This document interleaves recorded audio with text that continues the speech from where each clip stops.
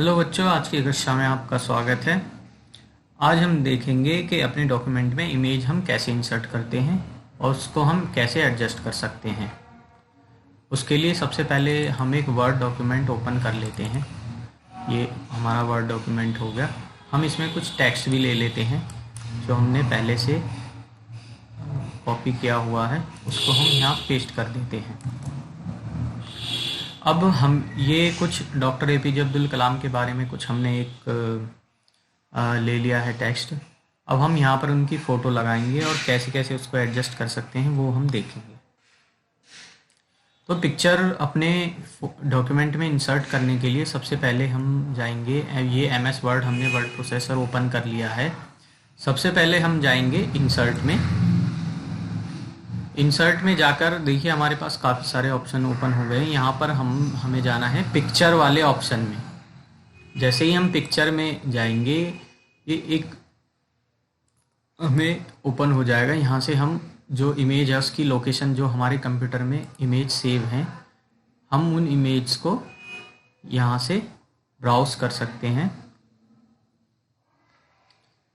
तो हम देखेंगे हमको इमेज जो लेनी है वो यहाँ पर है, ये ले ली, ये इमेज हमने ले ली, सेलेक्ट कर ली और इंसर्ट कर दी। ये इमेज हमारे डॉक्यूमेंट में आ गई। ये जहाँ भी हमने कर्सर रखा था वहाँ पर, अगर हम इसको जहाँ ले जाना चाहते हैं इसके ऊपर आएंगे, माउस को लाएंगे और इसको दबाकर, माउस के क्लिक बटन को हम दबाकर जहाँ भी चाहें हम रख सकते हैं।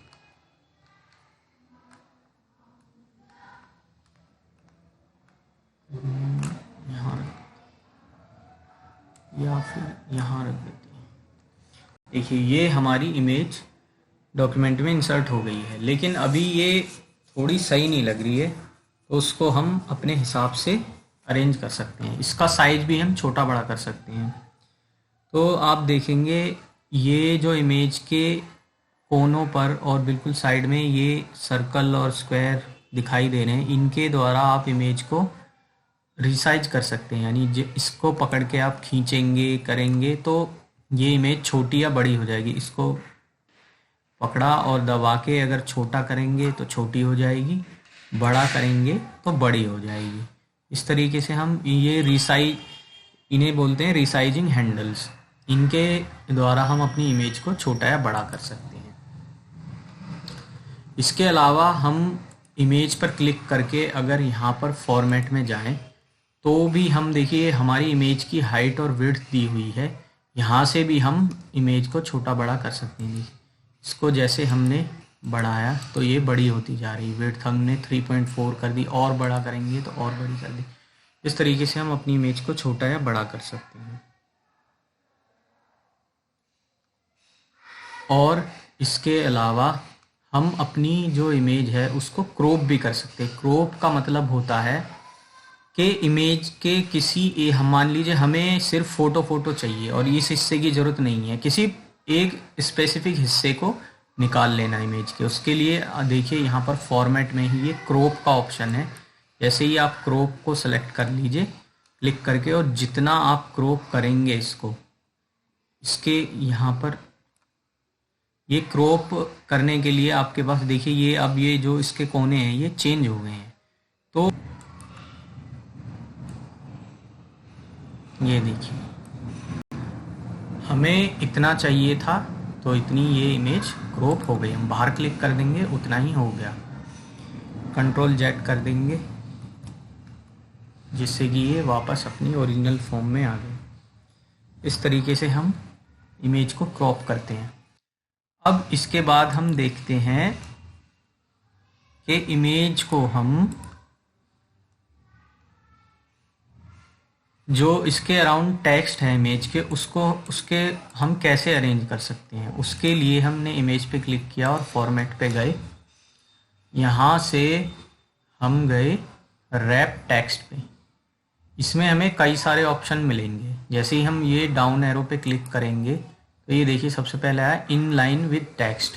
इन लाइन का मतलब होता है कि उसी लाइन में आ जाए टेक्स्ट, जिस लाइन में टेक्स्ट है उसी लाइन में इमेज आ जाए। तो आप यहाँ पे देखेंगे ये एक लाइन है उन्होंने देश के कुछ सबसे, और इसी लाइन में ये हमारी इमेज आ गई है और यहाँ ख़त्म हुई है। तो उसके आगे से फिर ये शब्द शुरू हो गया।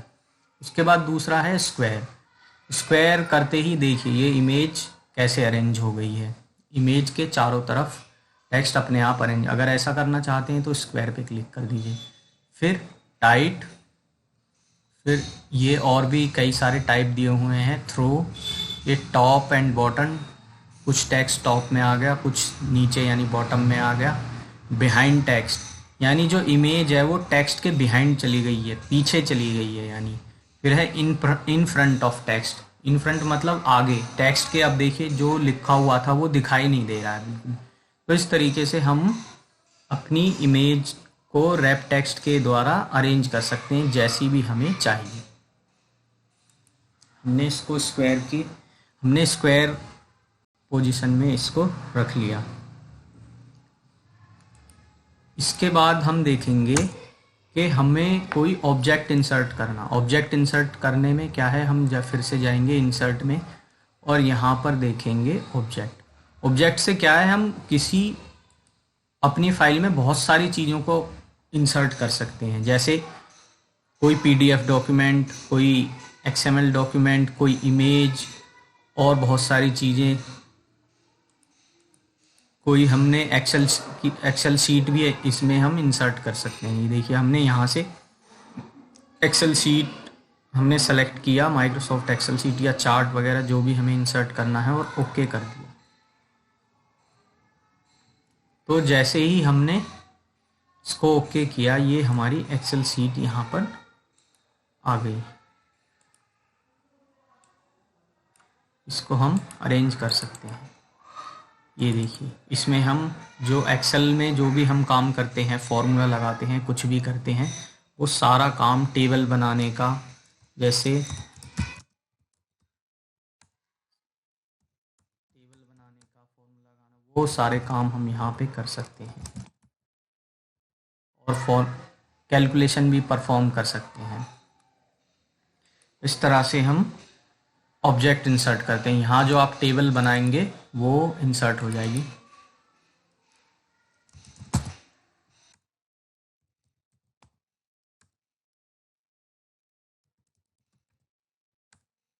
तरीके से बाहर डबल क्लिक करेंगे तो ये हमारी टेबल यहाँ पर इस तरीके से आ जाएगी।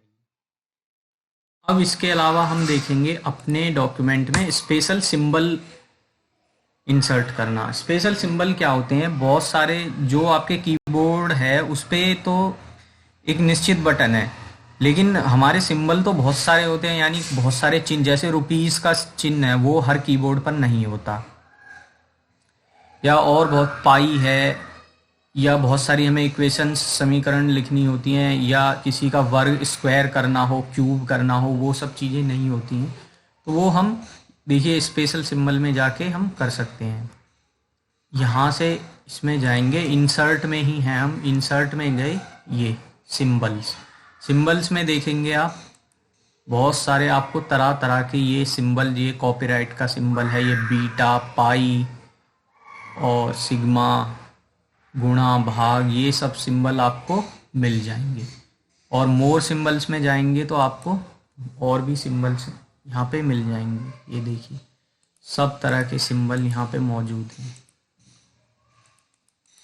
ये अल्फ़ा, बीटा, और यहाँ जाएंगे तो आपको बहुत सारी कैटेगरीज में मिल जाएंगी इनकी। नंबर फॉर्म्स, एरोज़, देखिए अलग अलग एरोज़ के सिंबल हैं।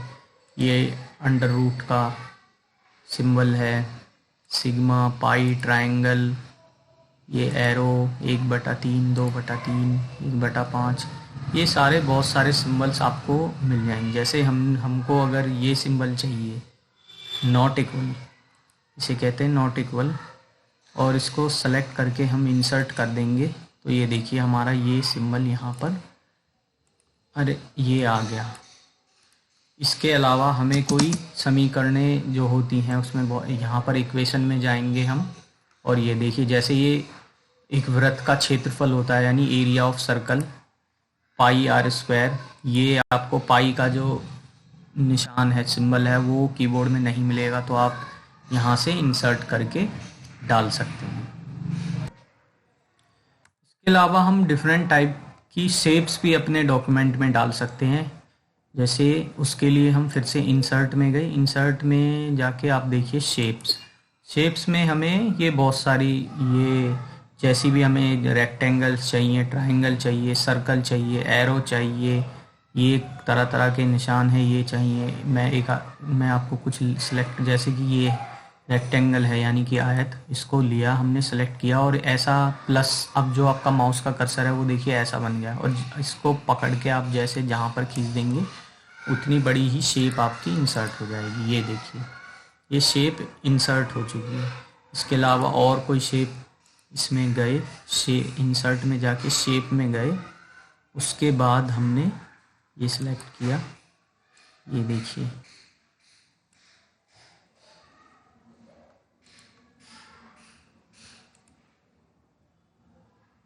इस तरह से हम बहुत सारी चीज़ें कर सकते हैं।